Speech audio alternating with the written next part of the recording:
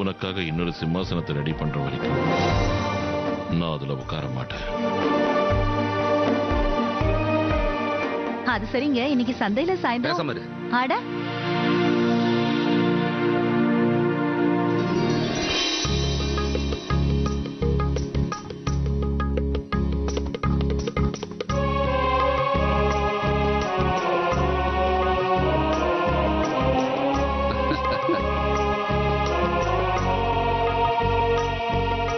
அடியாத்தி வெக்கப்படுறாங்க. என்ன எங்க ரெண்டு பேரையும் பார்த்ததும் கைய உதறிட்டீங்க? அட ஏண்டி அவங்கள போய் சும்மா வெறுப்பேத்துற? எவங்களுக்கு புதுசா கல்யாணம் ஆயிருக்கு. அது சரி, பிரபுவோட கண்ணுல போடுறதுக்கு மருந்து கொடுத்தன, அதுக்கு ஏதாவது பலன் தெரிஞ்சதா? தெரிஞ்சது. ஆமா, வலி குறைஞ்சிருக்கான். ஆனா இன்னும் பார்வை தெரியல. அப்படின்னா இந்த முறை மூலிகைகளோட கலவையை மாத்தணும். பிரபு, நீ எதுக்கும் கவலைப்படாத. இந்த வன மூலிகைகளுக்கு நிறைய சக்தி இருக்கு. சரிதானே? ஒரு விஷயத்த நான் சொல்ல மறந்துட்டேன். உங்க ரெண்டு பேரையும் எங்க கிராமத்து தரப்புல கூப்பிட வந்திருக்கேன். இன்னைக்கு எங்களுக்கு ரொம்ப முக்கியமான நாள். கடந்த 2 மாசமா நாங்க அங்கேயும் இங்கேயும் சுத்தி சேகரிச்ச மூலிகைகளுக்கு இன்னைக்கு ஒரு நல்ல பலன் கிடைக்கிற நாள். எங்களோட மூலிகைகளை அதிக அளவு வாங்குறதுக்கு ரங்கா வரப்போறாரு. அப்புறம் இன்னொரு விஷயம் பிரபு, இன்னில இருந்து நீங்க ரெண்டு பேரும் எங்க கூடவே எங்க கிராமத்திலே இருக்க போறீங்க.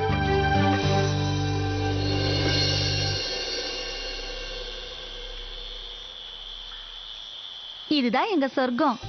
எங்க கிராமத்துக்கு உங்களை சந்தோஷமா வரவேற்கிறோம். என்ன ஆச்சு, வீட்டுல சௌக்கியமா? வா பிரபு. பாத்து மெதுவா வா. உட்காருங்க உட்காருங்க உட்காருங்க உட்காருங்க. உட்காருமா, உட்காரு. மெதுவா சார்.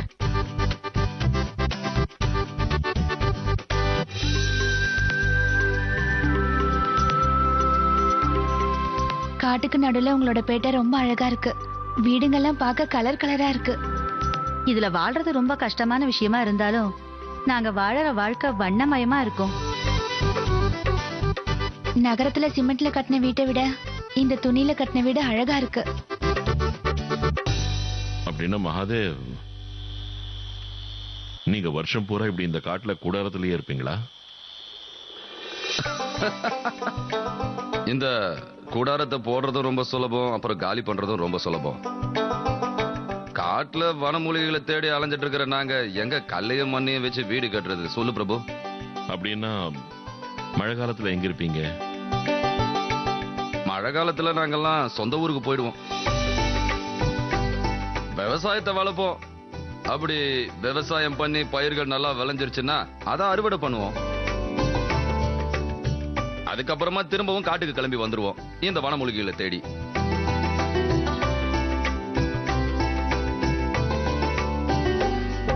தேவனா. வணக்கம். வணக்கம். இவரு தனப்பிரபு. வணக்கம் பிரபுனா. வணக்கம் அண்ணி. இவன் பேரு தானாஜி. நல்ல தைரியசாலி, எதுக்கும் துணிஞ்சவன். காட்டு விலங்கெல்லாம் கூட இவனுக்கு நண்பர்கள் தான். எல்லாமே ஜெகதாப் தாதா கத்து கொடுத்ததுதான். இங்க எல்லாருக்கும் ஜெகதாப் தாதா தெரியும் போல இருக்க. எங்க எல்லாருக்கும் அவர் தான் குரு.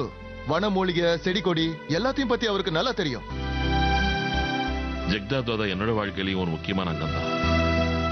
அவர் மட்டும் என் கண்ணை திறந்து வைக்கலன்னா நான் சுஜாதாவோட அன்பை புரிஞ்சுக்கிட்டு இருந்திருக்க முடியாது. மகாதேவன மகாதேவன வெங்காயா வந்துட்டாரு. நீங்க ரெண்டு பேரும் இங்கே உட்கார்ந்து பேசிட்டு இருங்க. அதுக்குள்ள நான் போய் அவரை பார்த்துட்டு வந்துடுறேன். வா.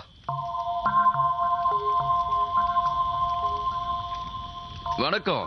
வணக்கம். வணக்கம். வணக்கம் மகாதேவ். வணக்கங்க. இந்த இடமே திருவிழா மாதிரி இருக்க. எல்லாம் நான் வரேங்கிற சந்தோஷத்திலேயா? நீங்க வரேங்கிற சந்தோஷத்துல தான். ஆனா வேற விருந்தாளிகளும் இருக்காங்க இந்த சந்தோஷத்தை ரெட்டிப்பாக்க.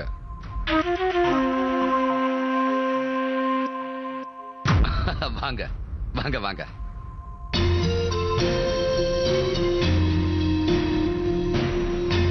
உட்காருங்க, இப்படி உட்காருங்க. டேய் சீக்கிரமா குடிக்க ஏதாவது கொண்டு வாடா, போடா. உட்காருங்க. சம்பா, போய் அந்த மூலிகைகளை கொண்டு வா, போ. எல்லாம் சௌக்கியம் தானே? சௌக்கியம் தான்.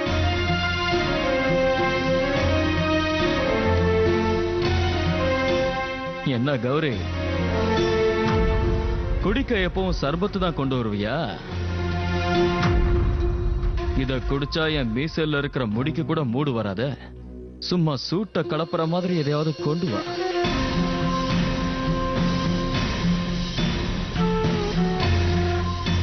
போமா, பால் கொண்டு வா.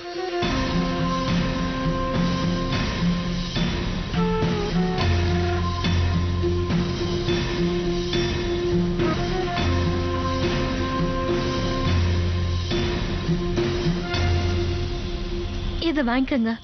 இது ரொம்ப அருமையா இருக்கும். இத குடிச்சீங்கன்னா அன்பு அதிகமாகும்.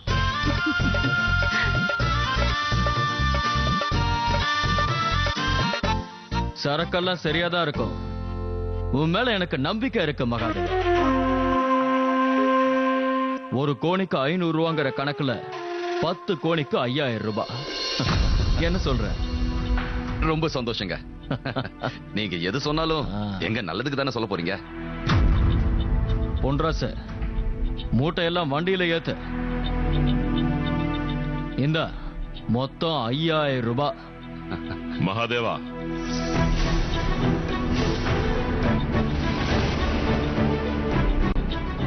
ஒரு நிமிஷம்.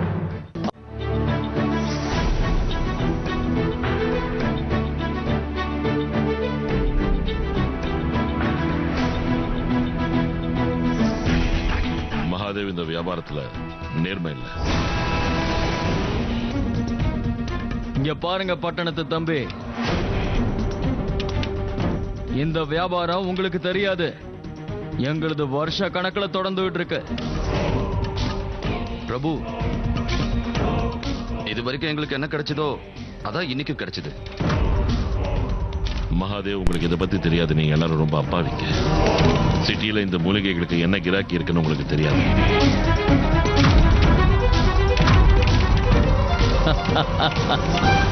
இந்த மூலிகைகளுக்கு இருக்கிற மகத்துவத்தை இவரை கேட்டு தெரிஞ்சுக்க. இல்ல, இந்த மூலிகைகளை பத்தி எனக்கு எதுவும் தெரியாது. ஆனா நீ இவங்களை ஏமாத்தி பணத்தை சுருட்ட நினைக்கிறேன்னு மட்டும் நிச்சயமா தெரியும். அபூர்வமான மூலிகைகள் 8 மாசம் கஷ்டப்பட்டு சேகரிச்சு ராத்திரி பகலுன்னு பார்க்காம காட்டுல சுத்துறாங்க. இவங்க உயிரையே பணயமா வச்சாங்க. மருத்துவத்துக்கு உதவுற மூலிகைகள் இவங்க எல்லாரும் பட்ட கஷ்டத்துக்கு வெறும் 5000 ரூபாய் தானா? இங்க பாருங்க மகாதேவ், உங்களுக்கு ஒரு கோணிக்கு குறைஞ்சபட்சம் 5000 ரூபாவது கிடைக்கும்.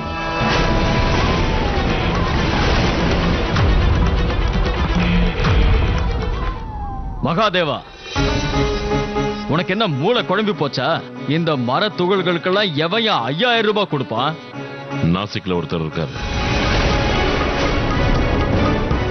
உஸ்மான் அலி.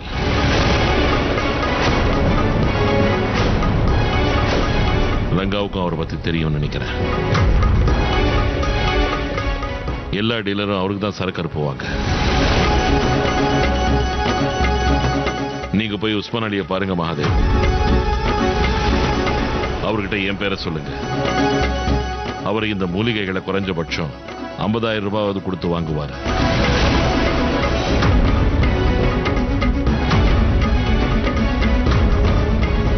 அவர் இந்த ரங்கா மாதிரி கொள்ளடிக்க மாட்டாரு.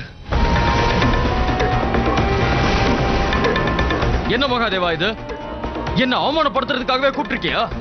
என்னாலதான் நீங்க 3 வேளையும் கஞ்சி சாப்பிட்டுக்கிட்டு இருக்கீங்க. பட்டினி கடந்தா அப்ப தெரியும் உனக்கு.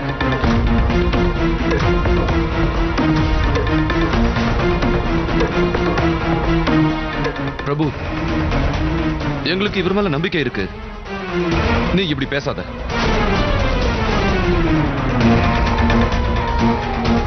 எங்க பிள்ளைங்க அப்புறம் பட்டி கிடப்பாங்க பிரபு.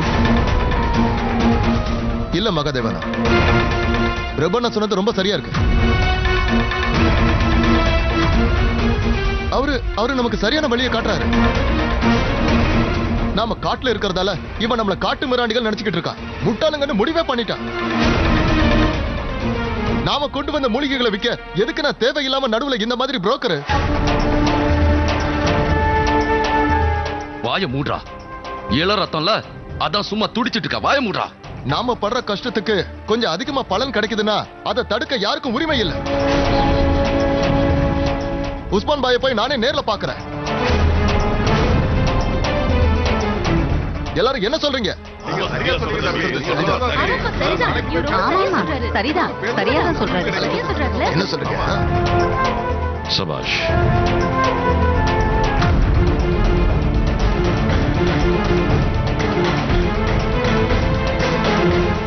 எங்களை மன்னிச்சிருங்க. மக்கள் என்ன சொல்றாங்களோ அதான் நடக்கும். உங்களோட வியாபாரம் எங்களுக்கு வேண்டாம். மன்னிச்சிருங்க.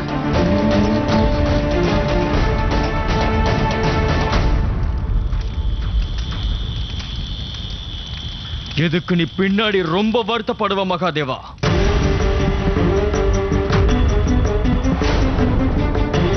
என்ன பகைச்சிட்டு நீ இந்த காட்டுல எப்படி வாழ்ந்துடுறன்னு பாக்குற.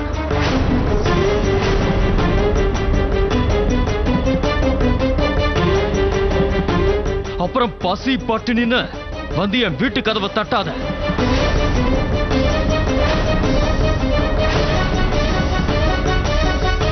வாடா பொன்ராசு.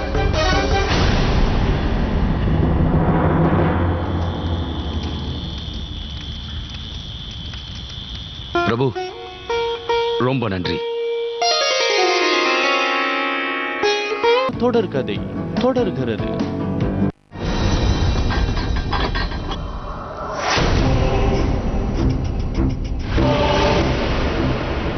பாரு, இதுக்கு மேல என்னால முடியாது. என் மண்டை அப்படியே கிர்னு சுத்துதுக்கலாம்.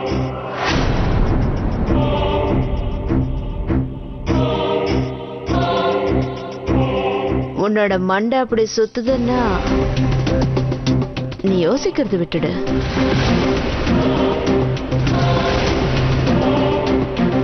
நீ யோசிச்சதுனால என்னாச்சு சொல்லுங்களா? பெரிய மனுஷங்க எல்லாம் வந்தாங்க, வணக்கம் போட்டாங்க, கிளம்பிட்டாங்க. உனக்கு ஏன் இன்னும் புரிய மாட்டேங்குது? தனா இடத்துல உட்கார்றது அவ்வளோ ஈஸியான விஷயம் இல்ல.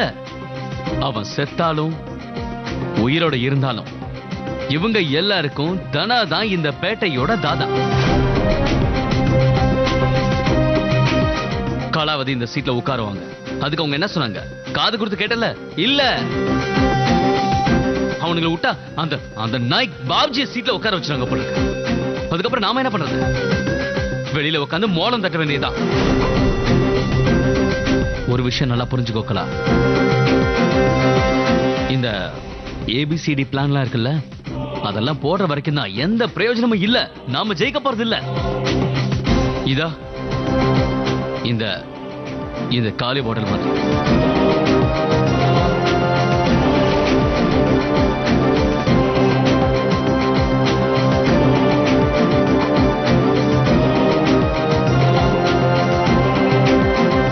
நாம நினைச்சது நடக்கணும்னா தானா கண்டிப்பா செத்தே ஆகணும். அதுலயும் இப்படி அப்படி சாக கூடாது. ஏன்னா இந்த அண்டர் வேர்ல்டு ஆளுங்களுக்கெல்லாம் சந்தேகப்படுறதை தவிர வேற எதுவும் தெரியாது. சரியாதான் சொன்ன பாப்ஜி. அந்த சீட்ல உட்காரணும்னா ரத்தத்தை பார்த்தே தீரணும். அதனால இப்ப நான் சொல்ற பிளான் கேளு.